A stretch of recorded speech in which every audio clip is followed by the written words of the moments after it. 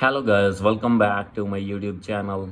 So guys, in this video I'll help you how to fix a Safari could not open the page because the server stopped responding. So guys, when you try to open any website or any page on your Safari browser and you are facing this issue again and again, I'll help you how can you fix this. So guys, you can fix it easily. So guys, first of all you need to refresh your page. Maybe there is bug on your Safari. When you refresh your page, your problem will be fixed, as you can see.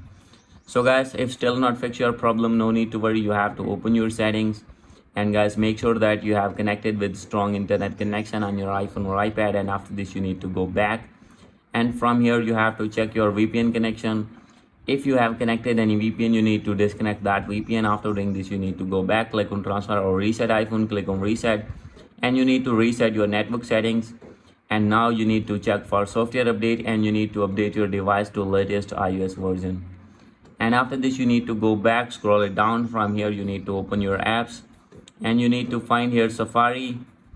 So guys, after finding your Safari, you need to open your Safari app, and now you need to scroll it below. From here you need to click on here the option of clear history and website data. You have to click on it, and you need to clear all the history, and scroll it down, click on advanced, and you need to click on website data, and you need to remove all the website data. And now you need to scroll it below. From here you have to click on feature flags and scroll at the bottom, and now you need to click on reset all to defaults. And guys, after doing all this method, your problem will be fixed and you will be able to open your Safari smoothly. So guys, hope you like this video. If you like this video, please do subscribe my channel. Thank you.